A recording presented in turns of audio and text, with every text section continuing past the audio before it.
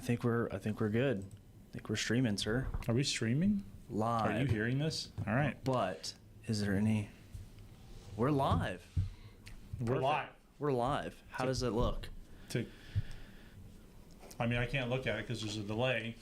To quote Bill O'Reilly, right? Yep, Bill exactly. O'Reilly. Welcome to Better Conversation. We'll do it live. That's right. But let me know when you are.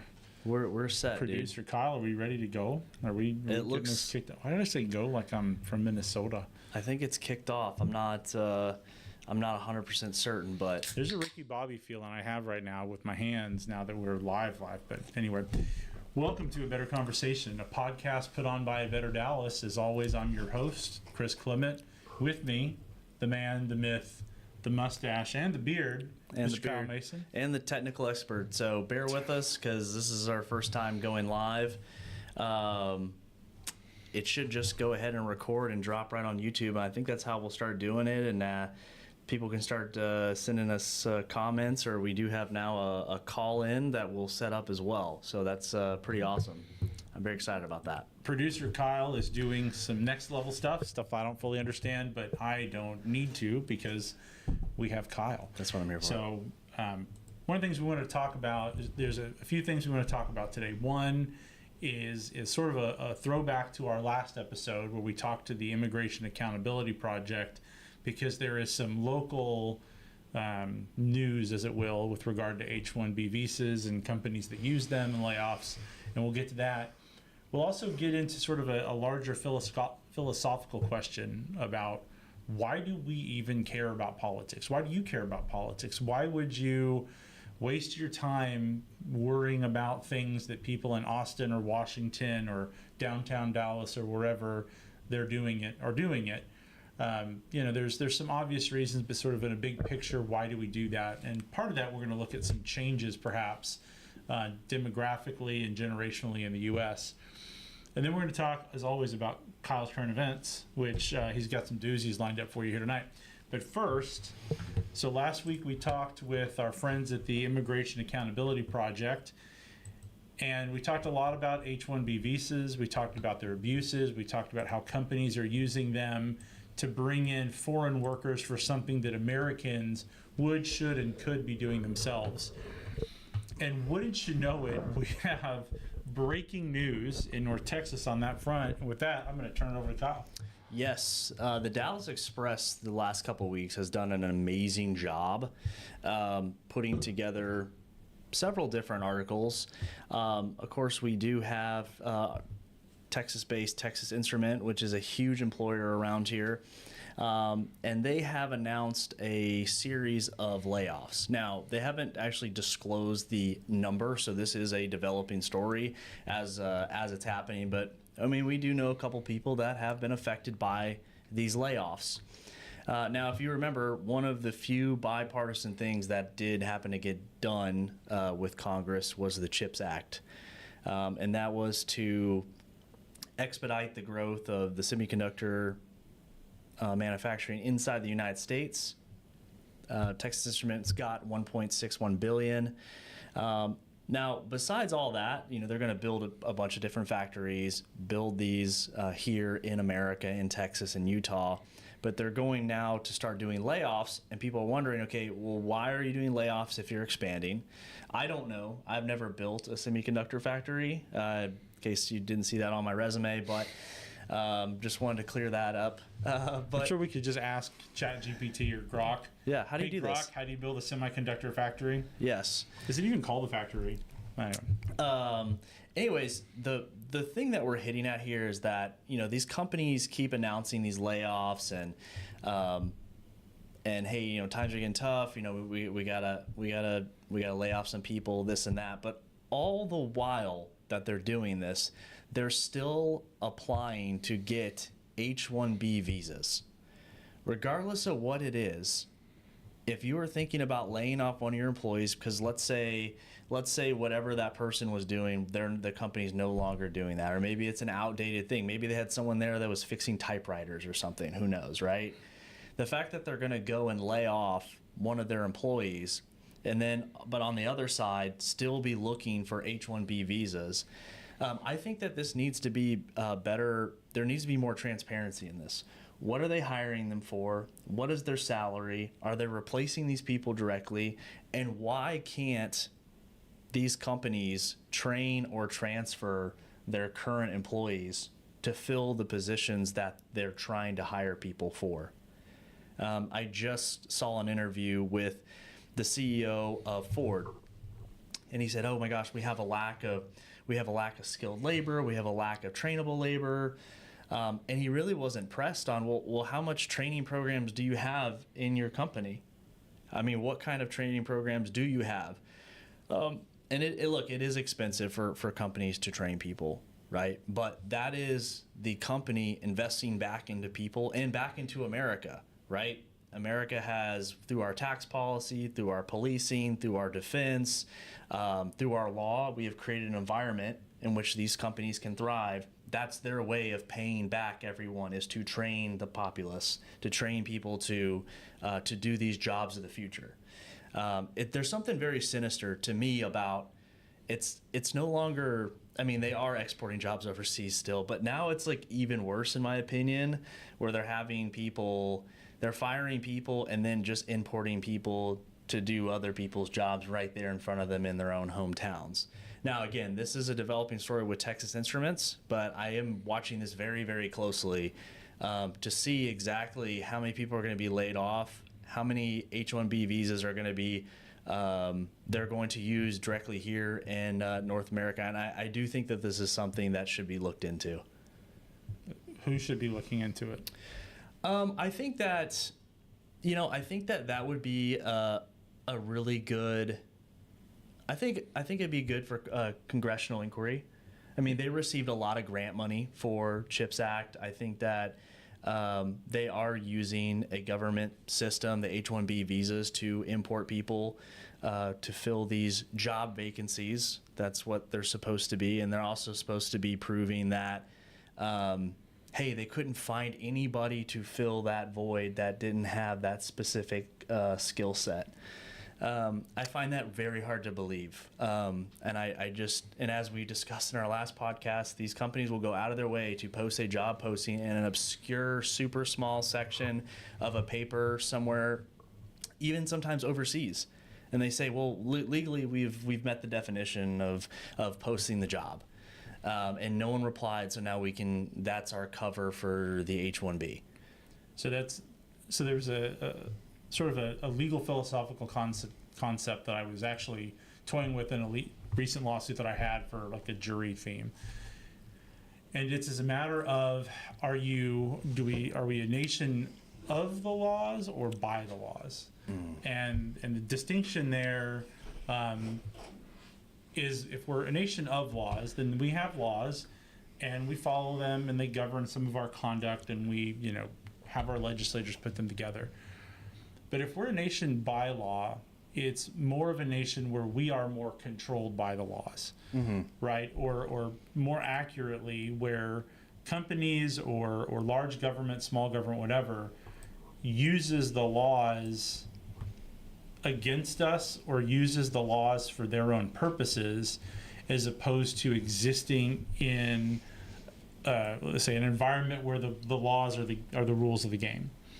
And so when you talk about like the H-1B visas, this is where people hate lawyers when they say, well, technically, right? Oh, gosh, so my kid learned that. Technically. Right. Well, that's the problem, right? Because usually when you're going, well, technically, it is by law, right? Yeah. You are using the laws to your own benefit.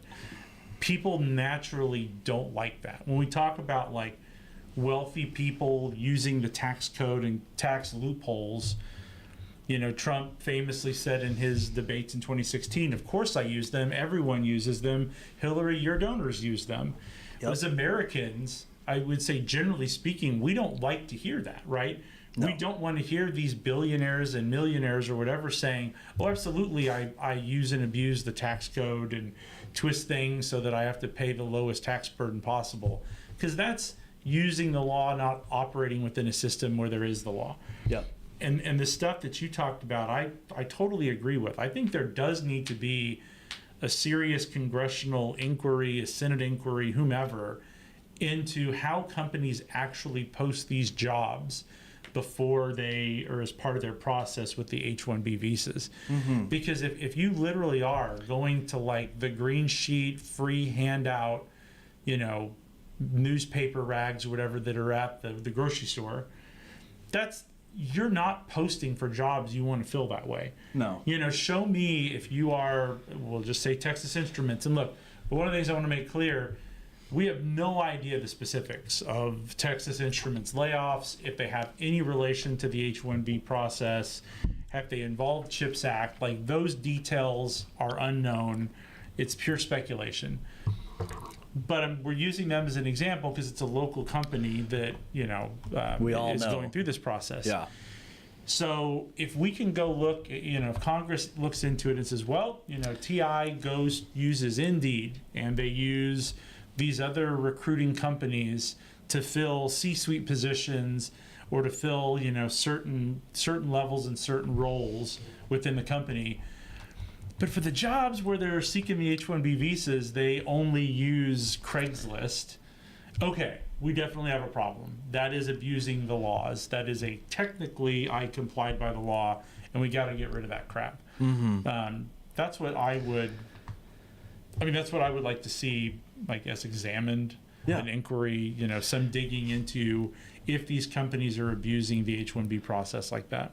Yeah, you know, it's why I keep wanting to sit down and have this conversation and literally have a better conversation is because, you know, the H-1B visa, just in the since the last conversation we had, and I was, you know, more or less forced to put together data so I knew what I was talking about. I realized, okay, look, there is a massive gap. We have the CHIPS Act, and we're trying to build all these chip manufacturers, and we're trying to get heavy in AI, and like we do have a gap of people that have the degree or have the training. We do need to fill that gap. Okay.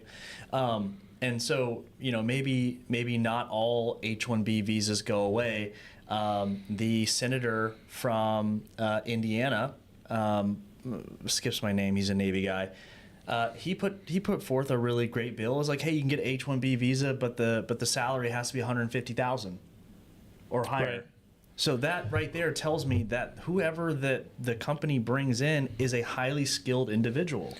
Or they are not just technically complying with trying to recruit for the position. Yes. Right? I mean, if it's something where they are out there, they're going to job fairs, they are going to colleges, they're posting it on, you know, job websites, they're hiring recruiters, they're really trying to fill these positions, and they just aren't able to fill them with the U.S. workforce. I don't need it to be $150,000. It's just, okay, if that's the case, then, you know, that's fine. Get the labor that you need to do the work. Right. Because because here's the thing, is like that is one of the things about our country that is one of the keys to our success over the rest of the world, is that we bring in the best from around the world historically to make our nation better. To basically say, look, if you are one of the best basketball players in the world, Yeah. play in the NBA. If you're one of the best hockey players in the world, play in the NHL. Yeah. If you are one of the best rocket scientists in the world, come here and not the Soviet Union. You know, Well, let's not go down that rabbit hole. no, but it's true. I mean, look, I understand. Look, but that's the point, is that even within that, I mean, the Manhattan Project, I mean, how many European scientists fled to the U.S. with all of that knowledge to allow something like that to occur? You know, how many foreign-born, you know, employees with NASA helped us go to the moon, helped us, you know, go into space, helped us do all that stuff. That's one of the great things about the American vision, the American society, the American experiment, is that we do bring in the best and the brightest for around the world that want to be here. But that's the point, is that we're trying to bring in the best and the brightest that want to be here, not we want to use the system that we have to undercut U.S. workers by bringing in cheap labor. Yeah. That's my objection to the misuse of these immigration policies. Yeah, and I guess as far as we can tell right now, in my opinion, the objective evidence that we have is being grossly misused. You know, just like a lot of things, and I think that I don't know, conservatives, Republicans, however you want to say it, we do need to draw the line, because like we're supposed to be, we love free market, we love capitalism and stuff like this, but like this right here is a really bad example and is really great ammo for people that have something negative to say about the, you know, an unregulated economic system. Like, oh yeah, you think this is good? And it's like, no, I don't think this is good. That's why I'm talking about it. And that's why I would like to see massive transparency here. I would like to see an inquiry on it. So quick numbers on layoffs. Texas has seen thousands of tech layoffs in recent years. Among youth unemployment nationally, it's 10.5% as of August. Unemployment among computer engineers is 7.5%. Underemployment is 17%. For computer science graduates, unemployment 6.1. Underemployment is 16.5. So I'm guessing the underemployment means they are part-time, or they got gigs, or they're 1099 in some form or fashion. So I don't want to poke people in the eye, or especially our friends at the Dallas Express. This is a little pet peeve of mine. The first line of that paragraph talks only about the youth unemployment rate, Yeah. but does not discuss what the youth underemployment rate is. And then in the next two examples, it gives unemployment and underemployment. Yeah. Because unemployment numbers are actually good in the tech sector, because they are below the youth unemployment national rate. Right. I would be interested to see what the national youth underemployment rate is, because I'm sure underemployment is it's part-time, or you're a contract worker, or you're not a full-time like W-2 worker. I don't know. But here's my thing, and this is, I think this is a bigger question, a bigger thing for us to wrestle with society-wide, and not just within politics. This is exactly my fear. This is my libertarian streak, I will say, is that the answer to solving this question is more government involvement, right? And we need to do this, and we need to require these companies to do this, and we need to require them to do that, and it's, maybe these are failures of an unregulated market, and we need more regulation in the market. That's my fear, because what we used to have as a society was shared cultural values. Mm-hmm. Where you didn't have to have, again, it's the book Democracy in America by Alexis de Tocqueville says that the reason that Americans are able to handle all of these freedoms, this is Gus Frenchman. If you haven't read the book, it is like an American government classic. If you were a poli-sci major, you definitely read the book, or at least told your professor that you read the book. Yeah.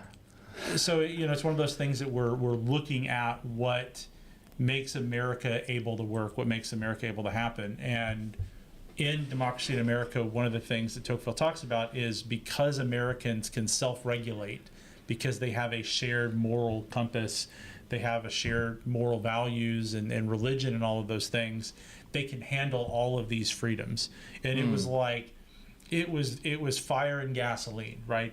You had the American spirit, right? You had all of these people that got here to this country for the most part, because they were willing to take a great risk and go over the Atlantic from Europe and take a chance, right? There is that like entrepreneurial, independent, I want to make it, I'm going to figure out a way spirit that comes with being somebody that's willing to do that. Then you also have a continent with fantastic resources. And on top of that, you have this shared moral compass, these shared moral values. And then the founders just threw gasoline on the fire by saying, guess what? You have God-given rights, and you're free to do kind of what you want in pursuit of happiness, in pursuit of life, liberty, and happiness. And so it's just one of those things that, like, the more that we see an erosion in our shared cultural values, the more that we sit there and look at the free market system and say, yeah, maybe we do need more regulation on this. They're not self-regulating. The government has to step in and do it. Yeah, that goes back. I think we said it the 2 episodes ago. Is like we're kind of in a spiritual battle for each individual spirit and soul, but also for America as a collective. As of right now, the cat's been out of the bag for a long time. with you listen to these quarterly board reports, and I do think that we need more government regulation. I mean, as these companies, there's just no way that you're going to have a board get together. Their pay is directly proportional to their stock performance, and the legal system has been set up that, if they decide to not use H-1B visa, a legal thing that they can get their hands on, they could be sued by shareholders. Hey, you are not maximizing my value. And then they could say, well, we're Texas Instrument. We have a strong, deep culture in America, and and we need to train our youth. And no. That's like, BlackRock didn't say anything about training the youth. We said we wanted a good quarterly earnings report. That's what we talked about, right? And so, I mean, I just think the more transparency at this, light is the greatest disinfectant. And so, again, developing story, but it all does go back to we are in a spiritual battle, really, for people in the country, making the right choice, the shared value system. I think that does go back to religion. And back in the day, too, you really didn't have a government that was always there to help you. It was you and your family, right, and your neighbors. And so that was much easier to follow. But I don't know how far off we are from that, Chris, of being like, hey, no, we're good. Like, we really won't use any H-1B visas and fire people or have them train the people that are going to take their jobs for 60% of their pay or something like that. I don't know how far off we truly are from that. Well, I think for some of it, like the H-1B visas, if companies are making actual good faith attempts to hire American workers and they're unable to do that, I have no problem with the H-1B visa. Yeah. If companies are not making an effort to hire, because this is my thing, I think, one thing that I don't necessarily think that companies have an obligation to provide advanced training for their workers as part of giving back to the community. The way a company gives back to a community is by providing products and services and employing people in pursuit of that. What the American ethos, at least in my opinion, is that those workers need to want something better and go get the training themselves, right? I mean, I was working for a large financial institution and decided myself to go to law school to further my career. Mm-hmm. It wasn't that employer had a responsibility to me to pay for me to go to law school so that maybe I would work for them or do whatever. The problem is, and this is where it goes back to whether or not companies are actually making good faith efforts to hire American workers in these positions, is you only are incentivized if you're a worker to go to school and to either pay money out of pocket or go into debt to get whatever additional training that you need if you believe that there's going to be a job at the end of the tunnel, right? Right, yes. If you believe I'm going to go to school and I'm going to work nights and I'm not going to see my kids and I'm going to be tired all the time, but when I'm done, there's this great position that I can, be promoted into at TI. Right. The problem is now, and we're not specific, we're just using TI as an example. Oh, we're going to get a letter. Well, no, we're not. The reason that I'm concerned about that is because I think the way a lot of companies use the H-1B system, there is not that assurance there. Right. Right. There is no assurance that there's going to be a certain amount of this position that opens up that's going to be available to me if I meet the qualifications. Absolutely. And so if you're not confident that's going to occur, then you don't invest in yourself. So I think that's where it's not necessarily that we need more government. We just need the rules of the game to actually be enforced now. And then when we talk about, some of these larger institutions, I mean, we have laws on the books now to break up cartels and break up monopolies. And I think those are things that we need to get serious about again. Yes. We have too many cartels that are being formed, and a cartel is we think cartel and we think of the drug trade, but there can be cartels within businesses where it's a handful of business owners or a handful of companies that control the market and they can collude with one another for lots of things. They can decide what wage prices are going to be, how much they're going to charge for their services. Those are the sort of cartels that you've got to break up, because ideally, and I'm going to use grocery stores as an example, you want all of your grocery stores to be competing with each other to provide a mix of cost and service and product and quality that is going to make it worthwhile for people to shop there. That's going to differentiate Kroger from Albertsons, from Tom Thumb, from Walmart, from Target, from whatever. Right. What you don't want is you don't want those grocery stores forming a cartel and colluding with one another and saying, okay, we all agree milk is, $3.28 a gallon. We all agree, a Coca-Cola is now $1.99. Like, that's the stuff that we don't want. That's the market manipulation that no longer makes it a free market. Yeah, well, and that's kind of happened more or less through buyouts, right? The constant consolidation, the constant mergers and acquisitions, and how much can we leverage? And then again, and I think that goes back to their pay, the corner office pay getting linked to the stock price. That's like one thing that, Trump came out not too long ago and was like, hey, let's get rid of the quarter earnings. Let's give people a little bit of runway to have a little bit longer range of a view. He's not the first person to talk about that. Barack Obama talked about that. Right. For a long time, he talked about that. Hey, we gotta take the pressure off the boards and these guys for every single quarter on how are they gonna constantly be squeezing and improving every single quarter. Now people immediately say, oh, that's that's not as transparent. That's going to lead to, corruption or fraud. It's like, okay, well, yes, it could, but fraud is happening regardless. And besides, I don't know if fraud would increase. They still have to report the same. There's still just as many people working at the FCC, SEC. Both of those are correct acronyms. Okay. Whichever one controls the Wolf of Wall Street people. SEC. I have no recollection of that.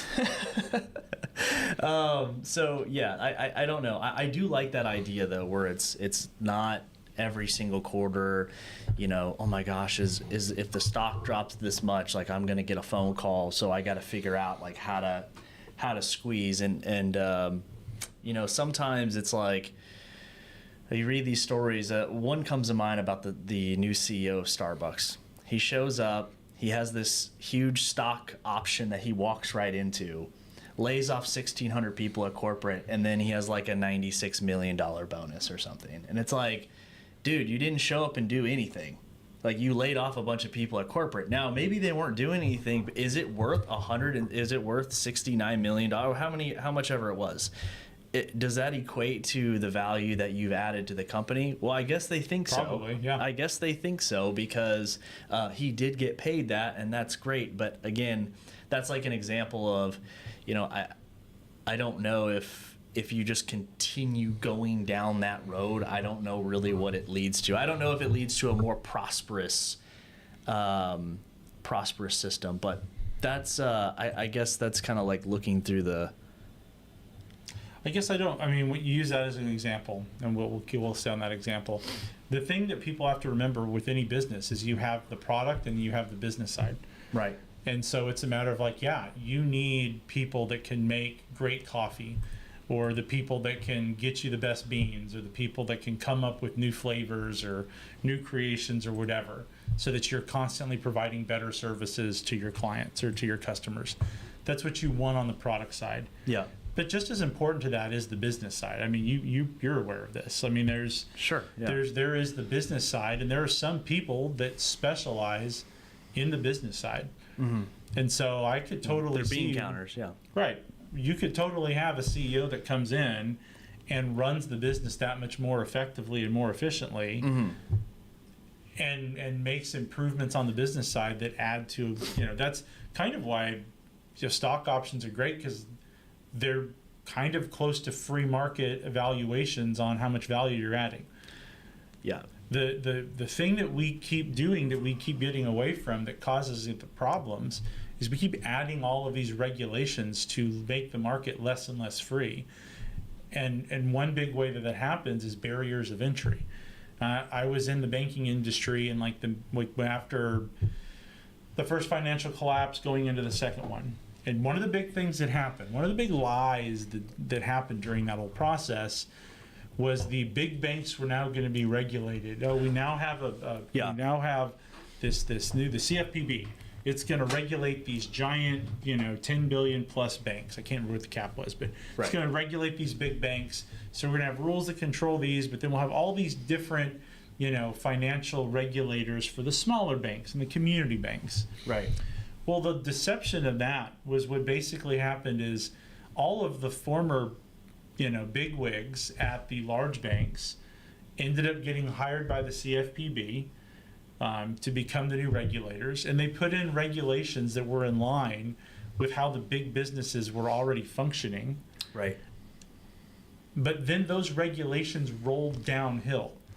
And so all of a sudden a community bank in Collin County had the same lending regulations as Bank of America or Chase or like the Citi same burden. or Wells Fargo. Right. Yeah. So now all of a sudden there's this tremendous compliance burden. Yeah, that's it. Which all the big banks are fine with. They're already doing that, and they have economy of scale where they can afford to do that. Yeah. But these small banks, they can't afford it. And so now all of a sudden you see small banks closing up, getting bought out by, merging with one another, and just saying, hey, look, we're not doing mortgages anymore.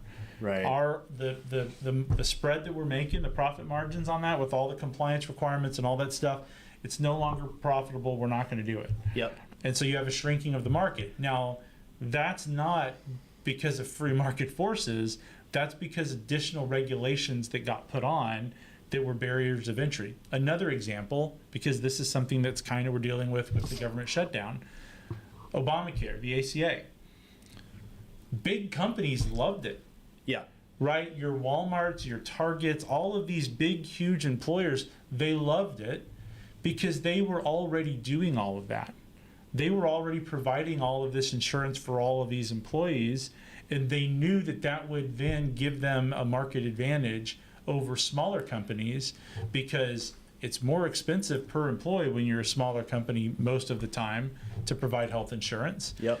And now all of a sudden a small mom and pop shop is now tasked with providing health insurance for all of its employees, which runs it out of business. This is another, when we talk about are you of the law or are you by the law? There's lots of these large major companies that like to use the laws for their favor and their benefit to stifle competition. It's regulation of the free market. Mm-hmm. More and more, we need to just get away from that stuff. Yeah, I mean, that definitely makes sense. That it's so sinister to think too. It's like, at first you start seeing who was like lobbying and pushing for these, like the regulation burden on the banks. They're like, oh, good, we can go buy up all these little, regional banks.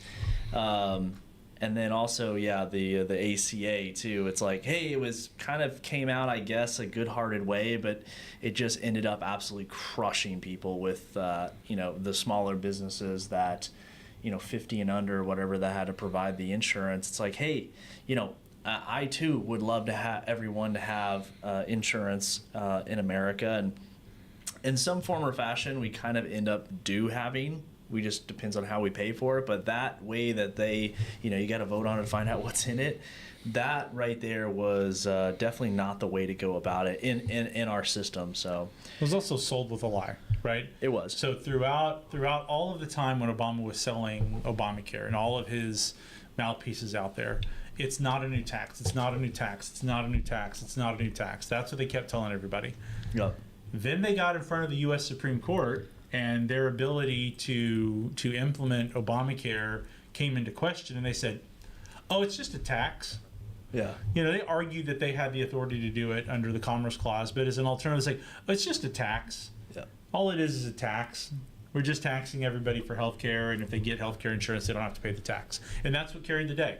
That was why the U.S. Supreme Court said that Obamacare was constitutional, because it was just a tax, and, well, Congress has taxing authority. Yeah. So, again, not of the law, by the law, using the law to get what you want, because I don't agree with you that Obamacare and the ACA came from a good place. No. Like, no, it's a stepping stone to nationalized healthcare. And I don't think that nationalized healthcare is something that is a positive. I think it's failed almost everywhere that they've had it. I mean, there's a reason that the wealthy in the world come here for healthcare. Yeah. You know, it's the reason that if you live in any of the countries that have nationalized healthcare and you have the money to do it, you do private healthcare. Yeah, no, I'm not saying like that the nationalized healthcare is no, but I'm saying like in their heart, like if you're a young congressman or something, like the idea that was the idea behind it, was like getting everyone healthcare. I that's what I meant by like, hey, like it would be great. It's kind of like the chicken in every pot type political rhetoric that you would hear. And that was kind of our first kind of go at trying to get everybody health care. I think absolutely the free market would provide health care much more effectively, obviously, as you were mentioning, than the nation. But I do think that there is enough resources in America. We do have the economic capacity to get everyone health care in some form or fashion, and that's me. And I think that this kind of leads into our next story here about the American dream. Is it still alive? And like, what does the youth of our nation really think, or the younger people of our nation really think about the American dream? What is it to them? Yeah, I mean, it hits the bigger topic of why do you care about politics? Yeah. Right? I mean, why do you give a rip? Okay, well, why do you care about nationalized healthcare? Right? What does it matter to you? If you have nationalized healthcare, if you have, people paying out of pocket, if you have people on health insurance policies, can the government require health insurance? Why do you care at all? Well, I think that's an important question for people to be able to understand about themselves, about why they're involved in politics. Yeah. Because I think it helps to inform what candidates you want to support. I think it informs what sort of organizations you want to be a part of. I think it informs what activities you want to participate in. Because, cynically, and I mean realistically, there are people that are involved in politics because they want power, they want fame, they want status. Yes. It's a hobby. Like, politics is a hobby for them. They get on every day and they get onto X and they get enraged about something and they tweet and they do all this sort of stuff. Yeah. Or are you in politics because you legitimately care about a properly functioning society? And I think the ACA is a great example, because what you kept talking about was giving people access to healthcare, right? So the underlying concern is, do people have access to healthcare, the opportunity to get quality healthcare? Not access to health insurance, not access to any of those particular things. And so the goal is to get healthcare. Okay, then what system gets people the best access to healthcare? Mm-hmm. Where are the flaws in our current system that can be addressed? Is there an entirely new system that needs to come into play? I think that's where the debate on that goes. It's properly aligned when you are trying to get people access to healthcare, when you're trying to achieve a good. It gets misaligned and nasty when it's just a partisan fight. Yeah. Right? It's like, well, of course I have to nationalize healthcare because I'm a Democrat. Right. Or of course I have to be opposed to, I guess kids being on their parents' health insurance until 25 because I'm a Republican. Right. Whatever the debate, whatever the fight is. Yeah.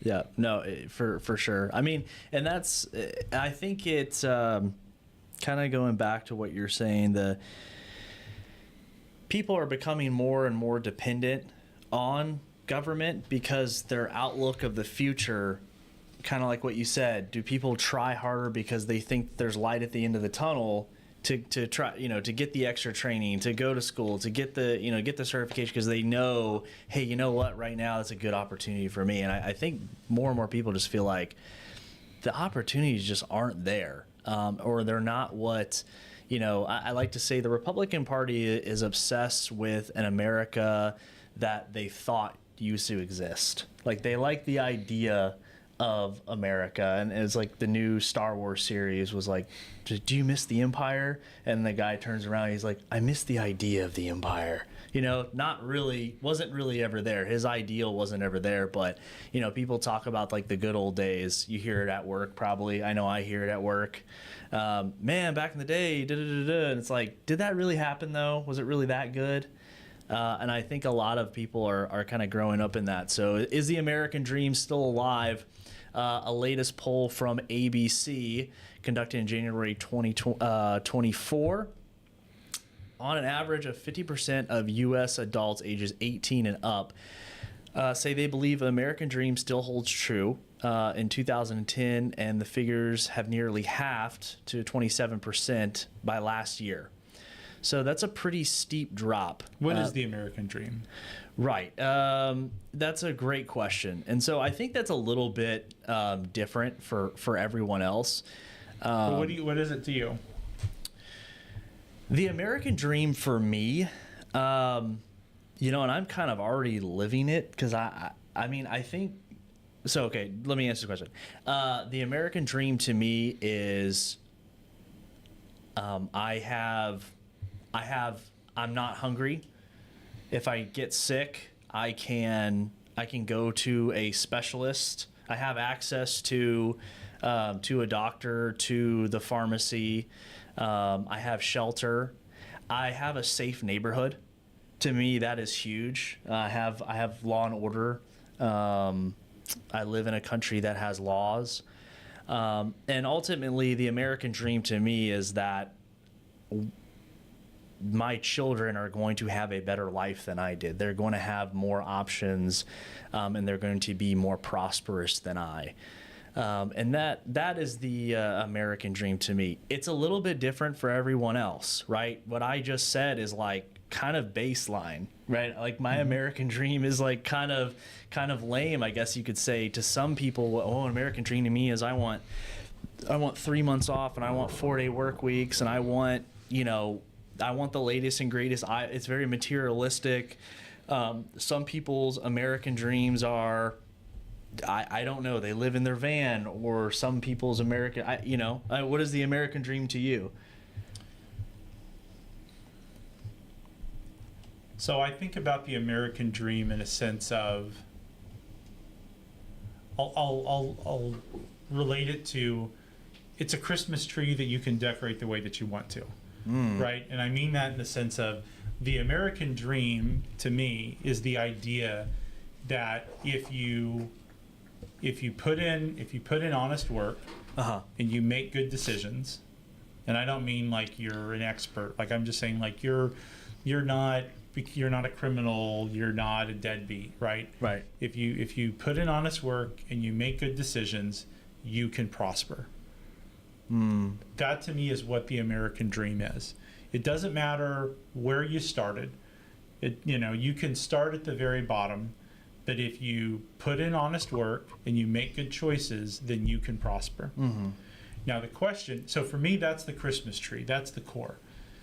The question is, what is prospering?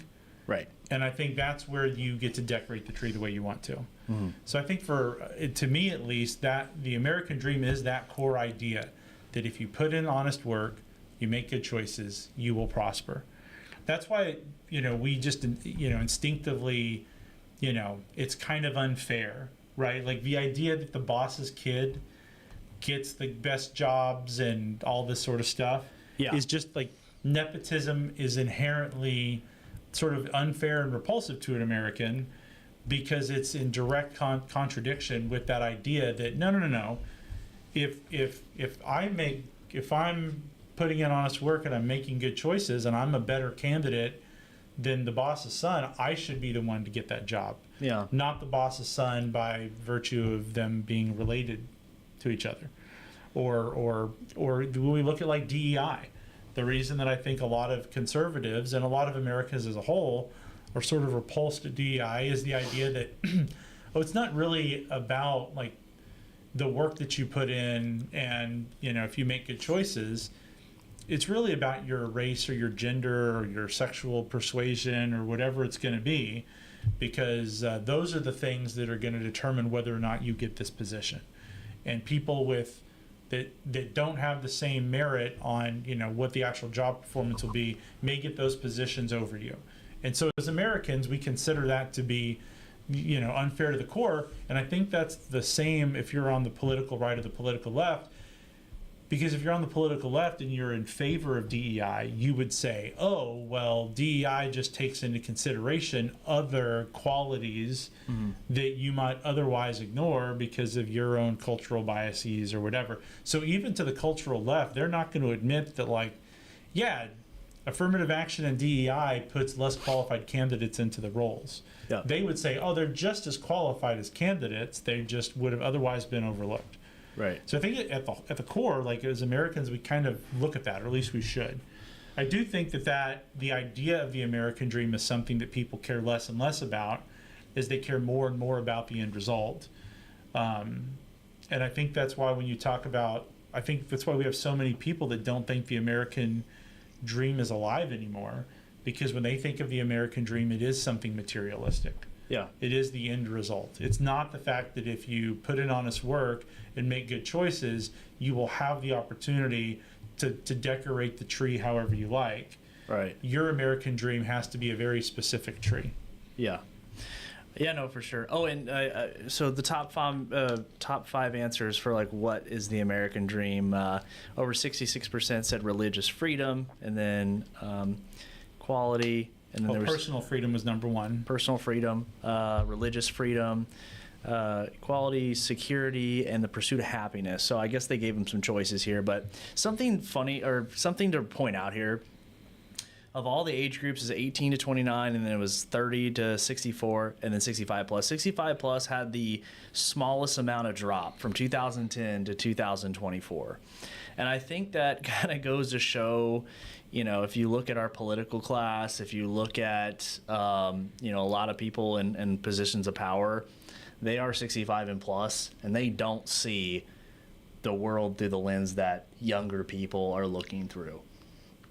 As far as, the American dreams, the hopes and dreams, what it is that we need. And I think that kind of filters back to, they know what to say as far as politicking, but they don't know how to really put paper to pen and make something happen, because fundamentally they're not looking at the world through the same lens as everyone else. And that's why we have our congressmen being wheeled in and out of Congress with an IV in their arm. So. All right, I'm going to use all my gray hairs here to be a total boomer. Okay. And we have a lot of entitled young people in this country. Sure. I mean, yes, that's fine, but still. I mean, here's my thing. And I would honestly ask everybody to really think about this. Okay. Let's see. How many people do you know that put in honest work and make good choices and have since they were 18? How many of those people are failing and living miserable lives? Yeah, I would say not many. Right. Yeah. The thing is, though, is I think the issue, and this is where I say we are a much more materialistic, hedonistic society because of our lack of religious shared values, is where people like to brag about the grind on social media, but they don't actually like the grind because they want to get rich quick scheme. They want to, find the new hot thing where they can flip a Bitcoin and make. And I was thinking of Bitcoins and that sort of stuff, or the tokens, or all that. Yeah. That's the thing. Is it's just like these people want to get wealthy. They want the end result, but they don't want to have to do the hard work of making themselves a valuable part of the society. Yeah. They don't want to do the hard work of making a product or providing a service that is desirable to other people. They want to make money without having to do any of that, right? They want to be able to I don't know, go set up an e-store and just like flip, drop ship and flip things because they built a bot that goes and searches. They want to pick the right Bitcoin or the right, what EFT or whatever it's called, because I'm old, that all of a sudden goes to the moon and they get it. They get rich that way. Those people are definitely out there. I don't think anyone's disputing that, but I think by saying, I mean, it's very, just to say that, like, hey, everyone's entitled. There's also plenty of people out here that went and got degrees that they were told to go get. They're 18 years old and they were sold a $80,000, $60,000 degree, and the jobs just simply aren't there. And why aren't they there? For X, Y, and Z? That's fine. I just don't believe everyone that's, well, anybody that's not working in the field that they got their degree in because they were told that that's what they should go do. School counselors told them to do that. People told their parents to go do that. The colleges that put them in debt told them to go do that, and the jobs just simply aren't there. Well, they told them to go to college. They told them to advance their education, but they didn't always tell them to go get particular jobs. Yeah, or particular degrees. Yeah, Right. I just think boiling it down to this youth is entitled. It's like they need to pick themselves up by the bootstraps. It's like, okay, that could be true. There's probably some truth to that, but there's also an inherent duty upon the leaders of our country or our parents or our grandparents to create an environment that we can thrive. And I think that the boomer generation is one of some of the most selfish generations that exist. So I disagree, because that's why I asked the initial question. How many people do you know that are out there putting in honest work and making good decisions that are not succeeding? Because I do think that those conditions are there.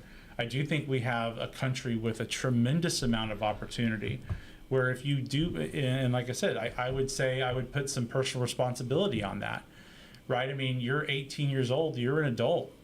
Sure. You need to make adult decisions. And if you go to college, I mean, it doesn't, I mean, I was a poli-sci major because I was going to go to law school. Sure.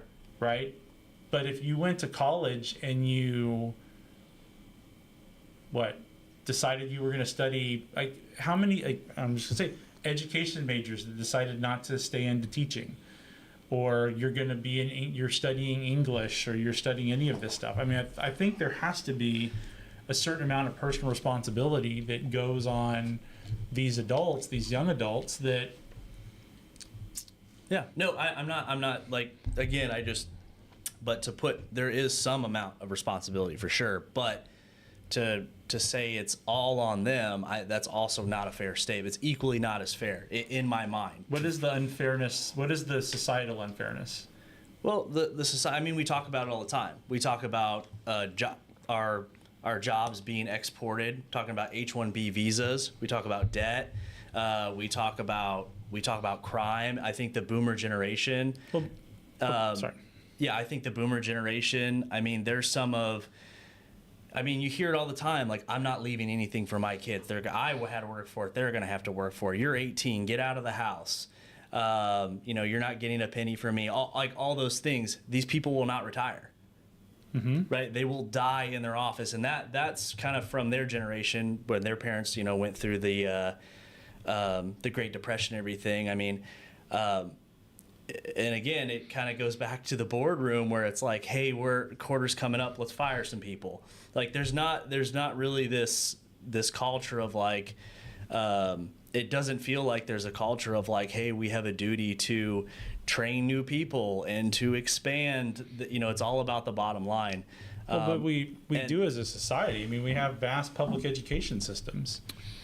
Where those boomers that own the homes are paying property taxes to send other people's kids to school.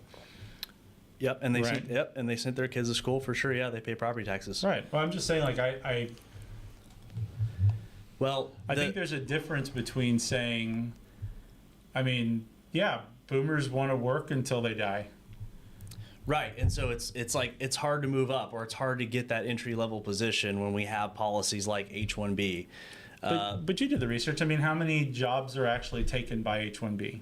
Well, it's last week it said that over 300,000. I mean, there was only so many openings, and most of them are being filled with H-1B. Right, And most of those people are getting jobs in other fields that have nothing to do with what they got because there's no openings, or they're offering a wage that it's like, okay, well, that's not going to be good enough, so they're having to get two different jobs.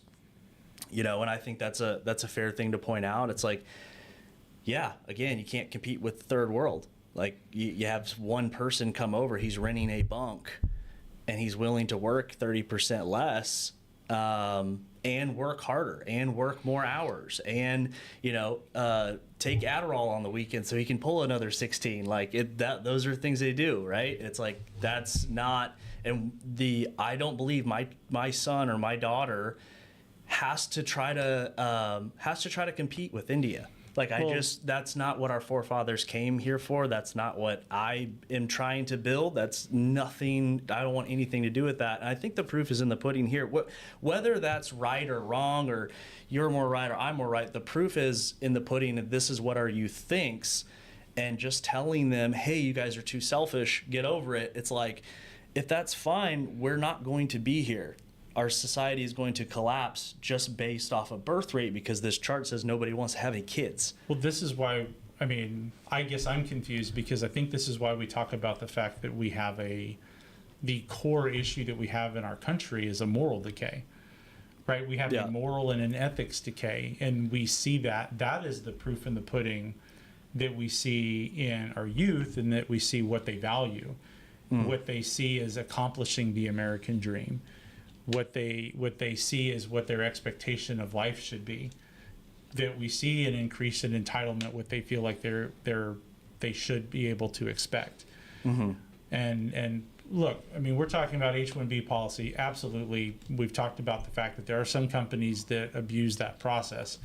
That is not the reason that we have the overall society. That is a very small drop in the bucket about the issues that we have with our youth and the American dream and everything like that. I think that you go back to the core of what are the shared values, what is it that you should have. Those are the things that are dropping dramatically at the same time that we're having this change in what the American dream is. Yes. Because going back, one of the things that we talked about, on this front is a recent poll that NBC News did. Very informal poll, but it looked at what Gen Z viewed as having a successful life. What are the most important things to having what you would consider to be a successful successful life? Yeah. And they broke it down by they total statistics, but they were able to break it down by Harris voters, Trump voters, male and female of each. And the really remarkable thing is, so for a Trump male voter, the number one most important thing that they would consider, a factor of them having a good life or personal success is having children. On that list of 13, number 4 for men that voted for Trump was being married. I think those two should be flipped. I don't think people are thinking about that. I guess it's not in order of how you want to do this, but right. It's not a chronological order. You should want to be married first, but sure. Right. Gotcha. But I think having success, the fruits of a good marriage is children, right? I think that flows. Now, on the opposite side of the spectrum, we have female voters for Harris. Mm-hmm. And of the 13 things that would define personal success for them, being married is 11 of 13. Having children is 12 of 13. Yep. What they valued, if you'll go back to the top, what they valued is having a job or career that you find fulfilling, have enough money to do the things that you want to do. That was number 1 and number 2. Those were the exact same number 1s and number 2 that male voters for Harris have. On the flip side, when you look at female voters for Trump, right? Yeah. You look at female voters for Trump, achieving financial independence, having a job a career you find fulfilling, those were number one and number two. But having children is 6, right? Much closer to the top. Getting married, I think, was 9 of 13. Not great. We've got some work to do there. But when we talk about why we care about politics, why we care about, the shape of our society, when we have a young generation that views their success as not having anything to do with getting married and having a successful marriage and having children, which, our faith, or Christian, Judeo-Christian faith would tell us are the two, aside from your love for God, are probably the two most important things that you can do. Yeah. As people that have kids and are successfully married, two of the most fulfilling things in your life. This is where I talk about sort of the sense of entitlement. You have this younger generation that sits there and thinks, in order for me to be happy, I have to have a good job that I find fulfilling. And this goes back to like Mike Rowe, right? The dirty jobs guy. This whole idea that we've told kids, and I think it's a lie, chase and follow your dreams. Yeah. Right? Whatever your dream job is, whatever you love doing, do that. That should be your job. Find a way to make money off of that. It's a bunch of nonsense. Your job's function is to provide you with the resources to be able to live and for your family to live. So this whole thing of like, I've got to have a job that not only do I have the job and it pays my bills, but I find it fulfilling and I'm satisfied with it. That to me is a very entitled sense, as opposed to, hey man, having a kid, being married, and yes, being able to have a job to take care of my family, like 1, 2, and 3. I think, it's funny that, also I think this is reflective of hopelessness. And I think that you do hear that and you find that in younger generations, and particularly on the left, as this is showing. You could look at a lot of these and being like, like especially for women, it's funny that male voters kind of reflect female voters for Harris, but finding a job, having emotional stability, financial independence, owning a home, financial debt, all come before like being married and having children, there is a sense of entitlement. Number 2, having money to do the things you want to do. Being a man is not about doing the things that you want to do. Correct. Right? Being a father is not about doing the things you want to do. That's extra, right? If you get to go do things you want to do. I get to go do this podcast, right? Right. So yeah, that right there is a blatant sense of entitlement. Although I do think that there is an element of kind of despair, whether it's legitimate or not, of a vast number of people just think, you know what, like that is just too. I'm not going to own a home. And we see home ownership among the younger people lower and lower every single year. I think the average buyer right now is like 70 years old, which is a crazy number to think 70 years old is someone out is house shopping. I do think that they kind of feed into each other. Like, I agree with you. Yes, there is a sense of entitlement. There is a sense of, hey, you can wait, until you're 40 to start having kids. Or some people just are, people are like, I don't want kids. I don't want the responsibility. Right. I don't want then that's okay. That's fine. Especially like, hey, if they're on the left, okay, great. Well, then I'm just going to have more kids than you and raise them to be conservative, which is fine. But it's like, I do think that there is something in here where it's like they do feel hopeless. This economic system is kind of pushing them in. They don't feel like they have a bite in this game. And I'm going to push back against that, because that, to me, is the toxic Marxist ideology of the left and the Democratic Party. That is the reason that you see this difference between Harris voters and Trump voters, right? Because if you are, if you look at America as this awful, terrible place that you have no chance, you'll never make it because of systems of oppression, you have to tear it all down, and we need Marxism and socialism and capitalism is bad, Absolutely. You feel hopeless, like there's nothing that you can do. Sure. But if you believe that, no, that having a free market, having personal freedoms, making good choices, you can make it, you can do it, you can succeed. Again, people that we know, I don't know a lot of people that are doing the right thing that aren't succeeding. I know a lot of people that are doing the wrong things that are not succeeding. I know a lot of people that make bad choices that don't succeed. Sure. But I think what you see there is exactly the ideology of the left, this that is hopeless, that is basically America and capitalism are bad, and you'll never succeed. You'll never be able to get a job. You'll never be able to do any of these things, as opposed to those on the political right where it's like, well, no, you can absolutely do that. You know what I mean? I'll use myself as an example, right? I'm single mom. You know, it was just the two of us when I was growing up. Didn't have money, never really had money, lived in trailers, lived in apartments, lived in student housing. I am an owner of a law firm now.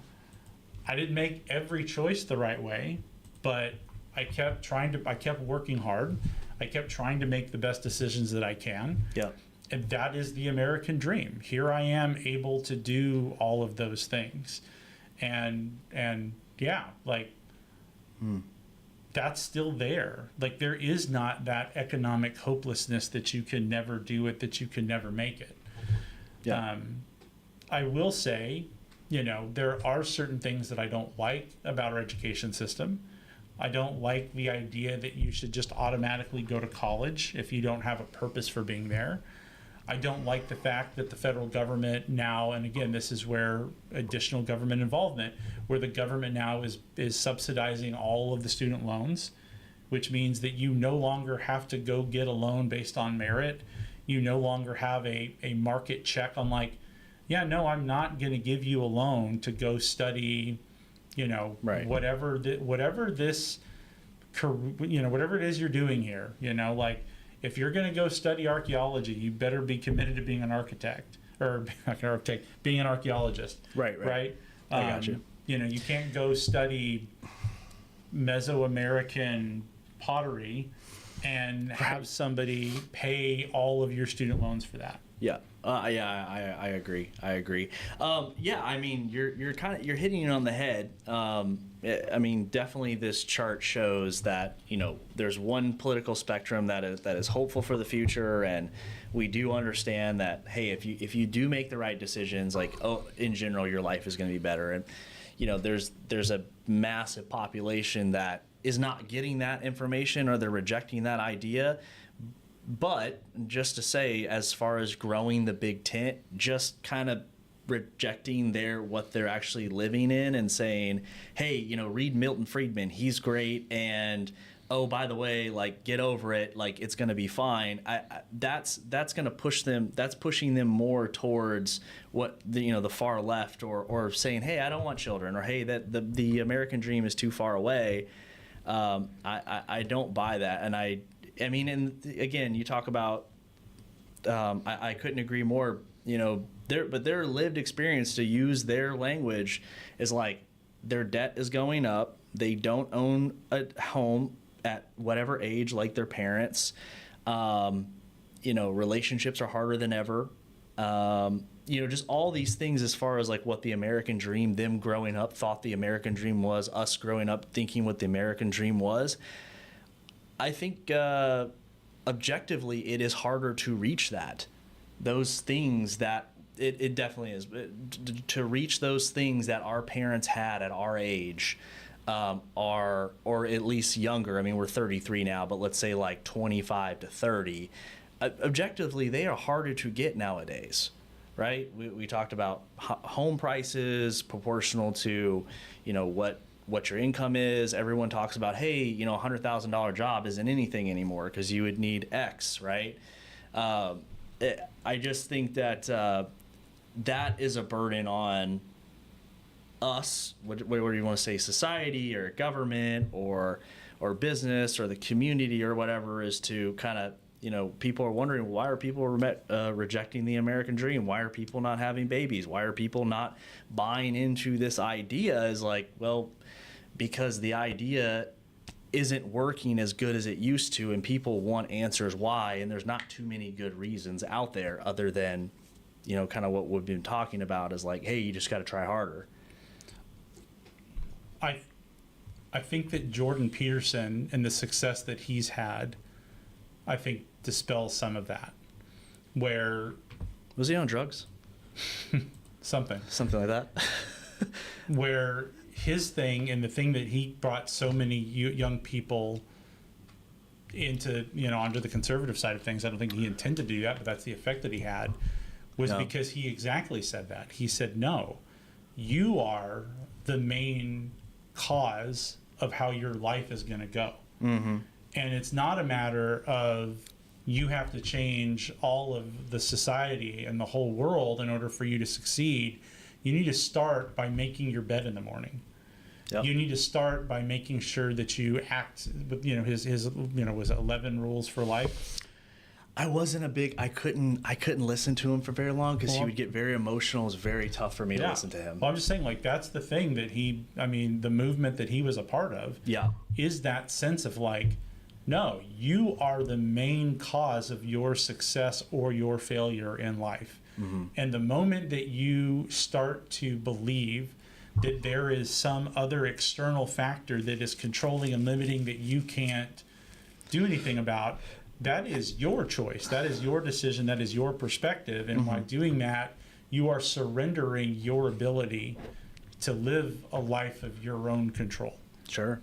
And that's, to me, that part of that, the basis of that, and I want to going back to religion, is a Judeo-Christian sort of concept, right? The idea of free will, that God put us on this earth and said, you have free will. I'm God. I'm all powerful. I could make this Eden, and I did. And y'all chose that you wanted to be your own gods and eat the fruit, and so now you've got to figure it out on your own. I'll give you guidelines, but like you now have free will out in this fallen world. Mm-hmm. That's not, if you grow up in a Christian house, if you grow up with religion being important to you, that is a core idea that's there your whole life. Ultimately, you are responsible for your own choices. Ultimately, God has given you the ability. God has given you blessings. God has given you all sorts of things that you should be grateful for. I think when you're talking about the American dream, like, was there a golden period when we allowed women to work and everything was really cheap and we had a ton of money because we were rebuilding Europe and the whole thing was just booming, that it was probably the easiest that it's ever been to buy a house and do this sort of stuff? Sure, no doubt. Yeah. But when you look at the course of human history, even American history, and say, like, well, when else would you rather be alive to live a prosperous life? Sure. Oh, right? Yeah. Do you want to go back to the 1870s and give it a go in Texas? Are you thrilled about living in 800 AD? I think that we look at. Well, they didn't address that in this poll. Well, no, but I think that's a legitimate thing when I talk about the need to be really grateful for all of the opportunity that we have in this country, and to avoid this sort of like false dilemma of comparing where we're at right now to this very like lightning in a bottle history in America. You talk about like, yeah, there probably was a time that it was better. Yeah. Right? There was a time where, the wages, the hours that you would have to work to buy a house were lower. But then there was a time 100 years before that where they certainly weren't. And the amount of time that you had to put into having a potato to eat, we should definitely be grateful. And I think they would be if the poll was, hey, did you want to be going back to a peasant serf in 800? I think when people say the American dream, like in my mind, and I think what pops in most people's mind is like the 50s, the 60s, the 70s, kind of when that idea came about of like the American dream. Could be wrong on that. But that idea might have been different in what the American dream was when people were getting on boats crossing the Atlantic. Like the American dream is there's land that I could put a shovel down in, and now it's mine. So, which would have been, pretty awesome if you've come from Europe where everything is bought and owned already, and there's no upward mobility. And maybe that's where, those people feel like they are. They feel like there's no upward mobility. Now, where are they going to go? I don't know, but that's just something. That's something that I think about too. Is like, hey, we know, like you and I know that there's great opportunity. You and I know that this is a great time to be alive. We know that this is, there's so much opportunity, especially like you do what you say, get up, go to work, make the right decisions. Of course, all the opportunities are there. But again, back to the battle of the soul for individuals and America is that there's a lot of people out there that don't even receive that message from where they're getting their information, or they have things in their life that are just, again, it's an excuse for them, but they're weighing it down and say, you know what, I'm not going to focus on the American dream and having children and, being, have a great job and being Christian and doing all these things. Like, no, I'm going to have enough money to do the things that I want. Easier thing to achieve, right? I'm going to try to find a job that I find fulfilling. I don't know what that means, but whatever they would say I'm going to have emotional stability, which, by the way, people that say they want emotional stability are some of the most unstable people I've ever met. Like, right. And it's you having no debt. That's not bad. Debt is not bad. Debt can be a powerful tool. You compare this list to, I would be interested in comparing that list to, what a psychologist or Oh yeah. what would actually make somebody happy. Right. How many, I know plenty of people that make a ton of money that are miserable. Yeah. Right. Because I can't remember who it was that said this. It was some comedian, I think, was like, the trick is that when you make more money, it doesn't mean that you don't have problems. You just have different problems. Yeah. Like, problems are always going to be there. Oprah Winfrey had that conversation one time. I'm sure lots of people have had it. I think I heard it from a comedian. But I say a lot to say is, like, we talk a lot on this podcast about the importance of winning the battle of ideas, about the need to make sure that there's the right narrative out there. And I think that the narrative that needs to be, like, really put out there, and something that, conservatives really need to be, passionate about, is no, this is arguably the greatest time and place in the history of the world to exist. Is it a perfect time to exist? Of course not. Of course not. But again, going back to it, where else would you really want to go? Man, I think about this a lot too, especially being a history buff. I can't think of any place or time that I would, want to actually like live through. Right? There's really not. This is the best time to be alive, best time to to be existing, and we lucked out on being in a really cool spot, and we got even luckier by being in Texas. Right. So we not only are we on the earth now, but we ended up in America, and we ended up in Texas. Yes. It's just like tremendous. This again, though, here's the beauty of America.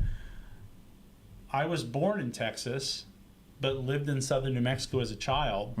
My mom and her first husband moved to Texas, to the Dallas area, for more opportunity than what there was in New Mexico. Yeah. This is another part of why this is the great American dream, right? Hey, let's go find a place where there's more opportunity. Let's go work. Let's go build our life. Yeah. And not to go into personal stuff there, but like the lack of economic opportunity wasn't the issue. Yeah. And so you get back to the core of it, and it's just like, this is just old hat knowledge that we're getting away from, which is, man, having a happy wife and some healthy kids that are fun or playing or doing all that stuff. There's not a whole lot that beats that. Yeah, I think I think having a family actually does make you, like, spending the most time around your family actually literally does make you the happiest, or that's what the polling shows. So, Which makes sense because it aligns with what God would call you to do. right. Right. Yes. Yeah. Spend time with your family. Have a big family. Grow. Multiply. Isn't that's like one of the three things he said we're going to do? But Go forth and multiply. yes. Well, as far as multiplying, do we want to move on to? Well, I think it's okay. So I want to put a bow on what we were just talking about. Okay. Again, the question was, why do you care about politics? Yeah. We got off on well, that. no, one. but I think like I said, the right answer, in my opinion, Yeah. is, and I think it is just the right answer, is because you want to organize your society in a way that allows people to prosper. Mm-hmm. Right? It allows them to prosper. Yeah. Now, sometimes that doesn't mean like a full libertarian. You can do whatever you want to. Sure. Right? You've got to have laws to make sure that people aren't taking advantage of each other, they're not harming each other. I think we generally agree about core laws on that. Yeah. Right? Can't murder, can't steal, can't do that stuff. But then part of it is also, is it really, I can't remember what it was called, but there's a local area pastor, I think his name is Josh Howerton. One of the things that he talked about was that the laws that we have aren't just to control us, but they're also to inform our values. Right? The things that a society decides should be its laws not only attempt to restrict people, but they also teach as far as this is what you should value, this is how you should behave. Mm-hmm. It teaches and informs what your value set is. Yeah. But we do all of that. We try to organize that. We fight over legislation. We fight over regulations. We do all of that because we want to have the right set of laws in place that maximize a person's ability to prosper, to live, to use the American dream to find what their prosperity is. Yeah. Yeah, I mean, I know that's why I'm involved in politics. If I didn't have a family, I mean, I probably would just stayed, just partied and done my own thing, or stayed in the Navy and just traveled around the world and, not really do much of anything. And I think that, being ungrounded like that is actually really unnatural for a human being. We are a creature of community, right? We are a tribal creature. We're a family creature.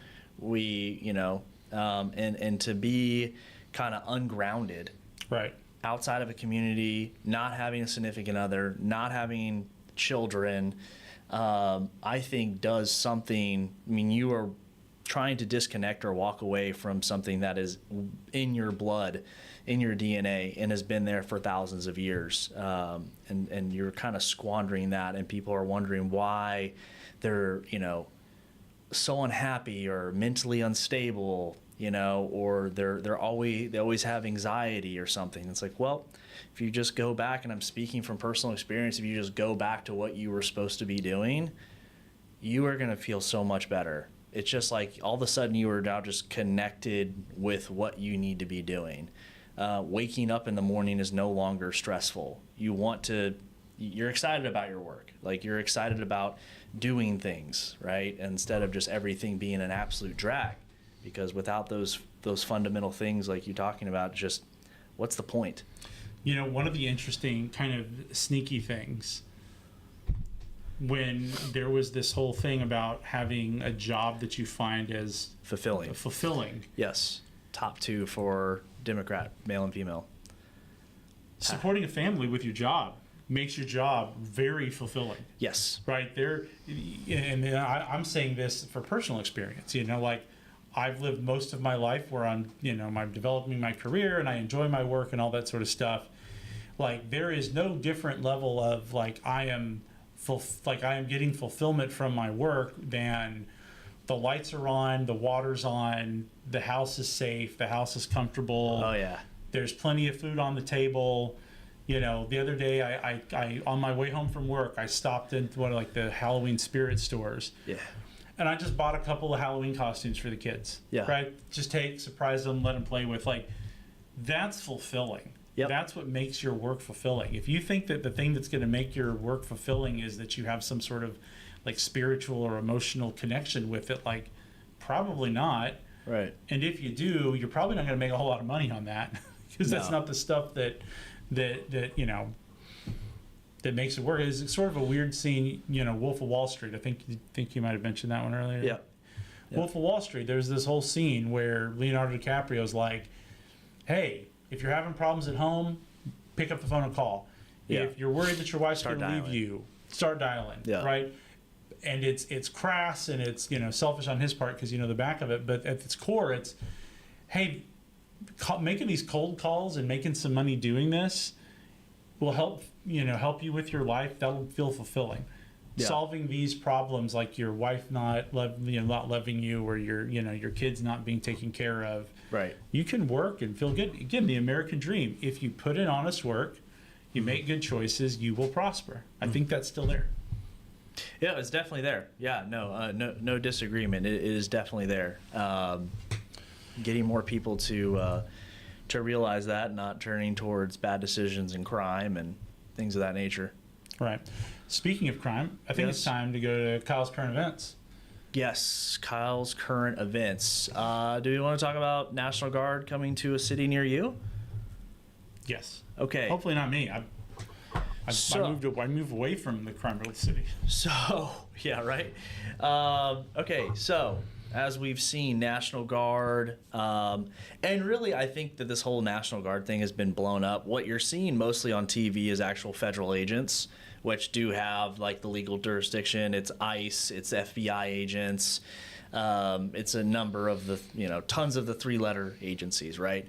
Well, actually deploying the National Guard, it's been like 100 to Chicago, 100 to Portland, or something like that. Well, the the governor of Louisiana has requested 1,000 National Guard be sent to Louisiana, and he wants to disperse them. Sent a letter to Pete Hegseth, the Secretary of War, warning him that New Orleans, Baton Rouge, and Shreveport now with elevated crime and they're short on personnel. The Dallas Express again makes a fairly good article comparing the crime rates in some of these Louisiana states, comparing them to Dallas, right, and the rise of crime inside of Dallas. They talk about Proposition U, which everyone went and voted on if you're voting inside of Dallas, to hire more police officers. And we've talked about this. Hey, City Council, hire more police officers, right? We want you to do this. We wanted 4,000. The people voted. They wanted 4,000 police officers. Well, they haven't met that. They didn't make the funding available. But at the core of it, and I think that everyone kind of knows this, including definitely City Council, they're not dumb people, that people that are getting out of training, they have police officer training, get a list of all the cities in DFW and what they're paying police officers. And you will see Dallas is like 25th of all the cities in DFW. It's super low. Now, if you are starting to be a police officer and all the other cities are hiring at more pay, would you go and work in Dallas, or would you go to Allen or Plano or Flower Mound or Fort Worth, or DFW Airport has its own police force, right? Right. They all pay very well.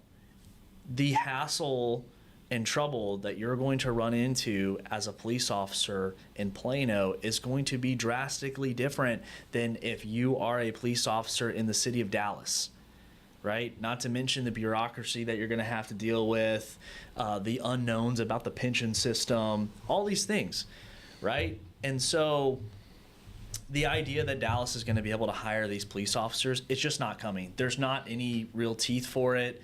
The budget's completely out of whack. They're not going to give the raises that they need. They need to essentially pay new police officers coming in almost a $20,000 raise to be competitive. Plot twist, Kyle's calling for the Dallas PD to use H-1B visas to bring in police officers from around the world. Yeah. I need your license and registration. Yeah, I'd Boy, be that's so not going to pissed. age well. I'd be so pissed if I got pulled over at H-1B visa cop. So here's the thing. The question is, would the governor call in the National Guard to police Dallas, to police Houston? Do we think to police Fort Worth? Do we think that something like that is going to happen? No, You don't think that Greg Abbott's going to do that? I don't think that he will. I don't think that he should. Yeah, I'm with you on both of them. I don't Yeah. see that. Dallas does have a crime issue. However, I don't think it is as bad as Louisiana, or especially not as bad as Chicago or Portland. Yes, we do have repeat criminals. We do have an issue. Of course, we know about the places downtown that, like, I don't go to Oak Cliff Right. anymore. Like, I went a couple times, and it's clear, like, don't go down there. Right, it's kind of lawless. Even with police patrolling down there, it is still essentially lawless. I mean, you see it all the time on Are you Instagram. talking about Deep Ellum? Deep Elm, yeah, Deep Elm. Sorry, I don't go to either. It's not a place to be, right? And I mean, we have those pockets. I think the rest of the town is in general okay. And they have been doing a good job with homelessness. I think they've kind of tidied up a little bit on that. Man, I've said this before. I think when you're talking about young people buying homes, Yeah. there is a ton of affordable housing stock in the city of Dallas. Lots and lots and lots of affordable housing stock in the city of Dallas Yeah. No. that a young couple could go buy and live in. They don't want to live there because, Crime. That's Crime. why. That's why they're cheap. Yeah. right? Well, but there's so much stock that even if it was safer, it's still not going to jump to an unaffordable price overnight. Right. Sure. Dallas's problem is just poorly run. I Yes. mean, it's not. They have a city council that's more concerned with politics and being on the right team, and than they are just about doing the boring, competent work of running a city. You Yeah. see it in the budget. You see it with how they like. Again, this is one of the things I talked about. Why do you care about politics? Yeah. The fact that the Dallas City Council reflexively, most of them, not all of them, reflexively opposed the hero initiative stuff, like Proposition U. Was it TSU? That we need to hire, STNU. STNU. Yeah. That we need to hire more police. The fact that you had so many members of the Dallas City Council that reflexively opposed that is because, well, that's not their team, right? Their team, the left, doesn't support hiring more police officers. Right. They were just off the defund the police crap that they now try to pretend like they didn't do. Right. This is where, if you're in politics for the wrong reason, you can really harm a lot of people's lives. We just need boring, competent, city government in Dallas to turn things around. It's not something that we need to bring in the National Guard. To your point, we need to say, okay, we need to pay the police more money. How do we do that? Yeah. How do we fund that? How do we move money around the budget in order to do that? What are some pet projects that we're not doing anymore that, we can do this? Is it something that's going to take, and I know nobody likes bonds, but is it something that's going to take 5 or 6 or 7 or 8 years of slowly adjusting the city budget to where we properly allocate those funds, where in the interim we need to pass a bond so that we can hire these additional officers? If we can hire a bond, or if we can pass a bond to rebuild Fair Park, okay, pass a bond to hire more police. Yeah, I mean, and it's funny that it's actually smart that you pointed out the low property value. So, let's take Fair Park, right? That's kind of being turned over. This is a great example. So, if it's a $200,000 appraised home, right? It's bringing in roughly $4,000. I'm totally spitballing these numbers right now, but $4,000.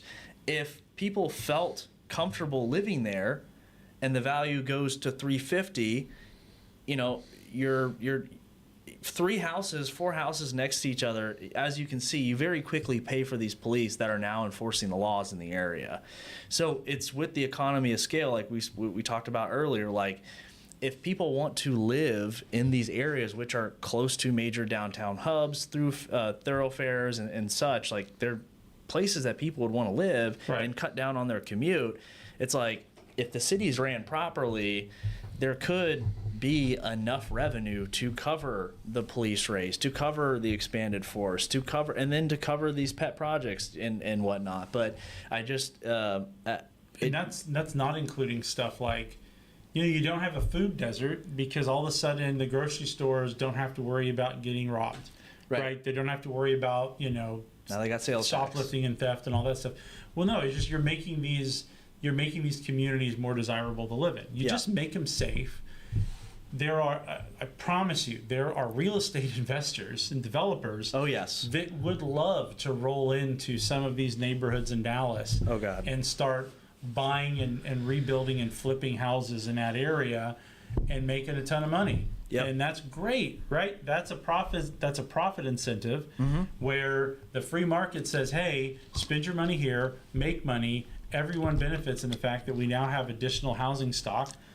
Like, unless it's BlackRock coming in and buying it all and renting it, that's great. Yes, and people do bite at the bit to get those properties and get those vacant lots, and if you look at some of the tax rolls, yes, they are already being held on to by a lot of people just waiting, right? They're waiting for that first wave investor to come through and do a flip, and then a new build, and then this and that. Like, okay, now I feel like it's good to go. But I mean, you'll never catch me buying like you'll have these gentrification neighborhoods, and it's like those first couple people that flip the house and put the house on the market. I'm thinking, are you nuts? Like, I'm not paying that to live in where I have to pull into a gate, shut the gate behind me, get out of my car with my gun. No. There's a reason that Collin County doesn't have a revenue issue, Right. and Dallas County does. Is because of the crime. Right? It's because people feel unsafe. They don't want to invest their money. They don't want to live there. That's why people commute, and that's why the schools are bad, and that's why they have to hire. And it's like it's a snowball effect that just keeps getting worse and worse. And and people have cars so they can drive. Yeah. So It's a literal cancer on the city that kills the city. yes, But I don't think we need the National Guard. We just literally need just a little bit of competence down at City Hall. It might be easier to get the National Guard here than it is to get some competence in City Hall in Dallas, but we can all hope. Another thing, talking about competence in government, I think we would be remiss if we didn't. We might have a government shutdown here by the time this podcast goes live. I guess we're already live. We're live by the time it gets posted. Yeah, at 9 o'clock, I think, or no, tomorrow, right? Well, it's today. It's 11:59 Eastern time. So we're coming up on it right now. So government partial shutdown of It's the like federal Y2K. government. You want to talk again about a bunch of people that are in politics for the wrong reasons. They're not just doing the basic, fundamental, boring, competent work in Washington. We can't come up with a budget, right?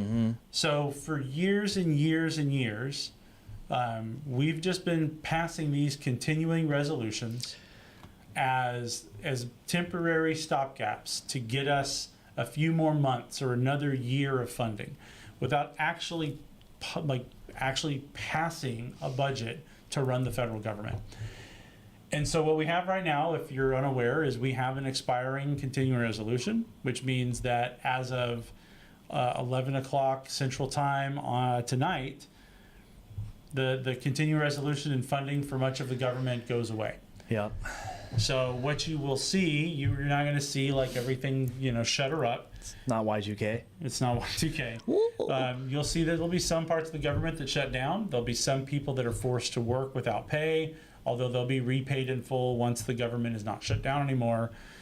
But that's coming up. And why is it coming up?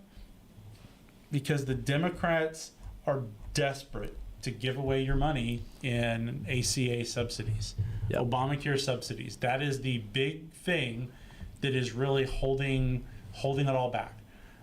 is that the Democrats they have to be able to give your money to other people. Yeah. They have to be able to provide those subsidies. And it's, to me, just absolutely insane that the function and funding of our entire government is put into question for tax giveaways. Yep. That's where we are. Yep. Like, that's how much the political argument has devolved from the political left, that they will shut down the government so they can't give out their free subsidies, their free stuff. Well, they have to give something to their constituents, the illegal aliens that are here. That's Yeah. for sure. And you can already kind of see where this is going. Like, Chuck Schumer already does not look comfortable about this entire thing. No. He's already floated. He's kind of done some light floats of, oh, well, maybe we'll just do this, and then they're feeling out what the feedback is on X, Right. And it's like, oh no, we were never even thinking about doing that. Like, it's if Republicans stay strong, I feel like they have a really good spot here, where very clearly it is about funding medical insurance, medical products, whatever you want to say, for illegal aliens. And I think America is at a place at this point where we're like, no, we're not doing this. Not because we don't care about people, because it incentivizes people to come here illegally. It's also the problem, again, with looking at the government to the solution for your problems. Right. Because you want private charity to take care of people in need. You don't want the government stepping in and having to redistribute money to meet people's needs. Like, that's the worst thing that could happen, because that's a whole separate podcast. But Yeah. this whole shutdown thing, it's just the fact that, I mean, this is where, if you're the leader of, I mean, look, if you're one of 100 senators and you're turning to X and the reaction on X or the reaction on TikTok or whatever to help you determine what your policy should be, you need to be gone, right? You're not there to govern. You're just there to get reelected. Yeah. And it's not a matter of what is good policy for the U.S. It's a matter of what can I do to fundraise, because that's really who's winning on this government shutdown. The fundraisers. The people that are going to win are going to be the fundraisers. AOC and whatnot. Right. Yeah. Well, on both sides, on the right and on the left, Republican, Democrat. The fundraisers are going to be out there begging for your money. The Democrats are going to say, give us the money, or what do they always talk about? Like, grandma, will be left Yes. out in the streets or something like that. That is the first Chuck Schumer came out of the White House where clearly nothing of any substance happened. The first thing he started talking about is, I was just talking to a mother that was crying about, their kid and cancer and this and that. And it's like, it's so it's just not authentic. Right. We know Chuck Schumer's not taking the time to talk to anybody that's not going to give him a donation. Right. Or just do what he says as far as policy goes. So Unless it is extraordinarily cynical. Like, right. There's cameras go everywhere. find me, Yeah. that's, you turn to the staff and say, go find me a constituent that's calling me that is the most sympathetic one that there can possibly be. Right. I will talk to that person. And they'll do polling on it first. Yeah. Right. That's just like, no. I mean, For sure. this is the problem, though. Like, this is the lack of competence. The fact that we can't get a budget passed, and we have to keep doing these continual resolutions. Right? The fact that we They're keep terrible. doing these CRs, they're awful, they're terrible. It just means that you're horse trading on running the country every so often. It's a terrible idea. We have to stop doing it. I mean, I remember a time in America where what we debated is whether or not we should have a balanced budget amendment, not the question of whether or not we would actually pass a budget. Yeah. So, again, why do you care about politics? Why do the people that you vote for, why are they in politics? Why are they doing this? Are they truly a public servant, or are they somebody that is using politics for their own personal gain? It's just like taking the Lord's name in vain. If they're in politics for their own vanity, cast them aside. We need new people that are going to be in there, for the right reason. Because I don't know I don't think that the government shutdown is going to have any sort of major impact on people's lives by and large. I'm sure that I will 3 months from now, when the sky is falling, look back on this clip and be wrong. But yeah, the government shut down. They'll figure it out. They'll do something. They'll make some agreement, and everybody will walk away saying that they're a winner. The people that keep losing are Americans, because we can't even have an accurate budget conversation. And, look, we're running a podcast. Kyle, do you have any idea what's in that CR? No clue. Right. I mean, there's no, and they don't know. I mean, the things are so big now. Luckily, with AI and the staff, not the congressman or whatever, like the staff can go through there and find things in there and pull them out. That's cool. But before, it was a cart of paper that people are like, well, I'm not going to read that. I'm just going to sign it. I mean, and it's no way. I mean, that is the CR is a open door policy to waste, fraud, and abuse. Correct. The fact that nobody can audit it, the fact that nobody needs to even discuss what's in it, Right. that is how we've gotten to the point where the budget is so big. The CR started off like this, and every time it's like, throw that in there, throw that in there, Right. throw that in there.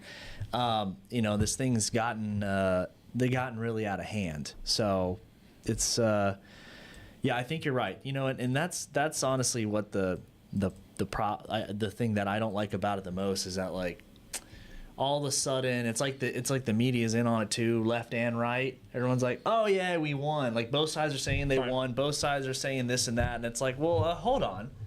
When we entered this, it was about X, Y, and Z, and now all of a sudden the conversation's about X, Y, and Z, and the continuing resolution's only until they'll pick some random date, February 25th or whatever, and that's it. Like, it's like, okay, and then we go through the same thing. And I thought House Speaker was supposed to get ahead of this, and they were going to pass a budget, like they were going to try to get 2 budgets ahead or something like that. But I guess that's off the table. We're worried about other things. Do we want to get into Israel and Gaza? Probably. I mean, no. That's good. I didn't either. I really didn't either, dude. I was just like, I do, but the problem is, Bibi Netanyahu coming visiting Trump. We've got all these nations on board on this peace deal. The question is, will Hamas accept it? I think we probably need to address it at some point, but I don't think there's enough there to really get into it tonight. Yeah. But really, we talked a lot about specifically the American dream. Is it alive? What does it mean to you? And also, why do you care about politics? It's important to have a bit of community to be able to kind of figure out sometimes those answers. Meeting people, talking to people, understanding what they value, kind of sometimes helps shine a light and helps you understand what your own values are. I say that in part because, again, this is a podcast that's put on by Better Dallas, and we have some really great programming that's coming up. So on October the 14th, we have a town hall panel with 2 of the candidates for the Texas Comptroller's Office.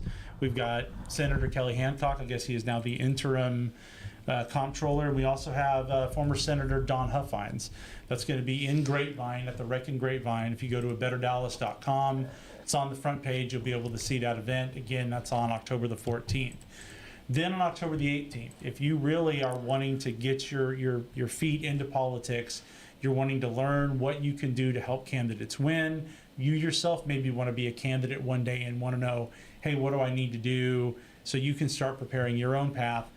On October the 18th, we are partnering with the Leadership Institute to fly in some top-notch trainers to do an all-day winning campaign strategies training. Yeah. It's going to be here in Dallas at the Studio Movie Grill. It's going to start at 8 o'clock in the morning, and it'll go till, or I think it starts at 8:30 in the morning. It'll go to 3:30, 4 o'clock in the afternoon. Woo. So this is a full day of training, but this isn't just something that if you're running for office right now, you need to attend. If you want to know how you can effectively support somebody running for office, come learn how to do that here.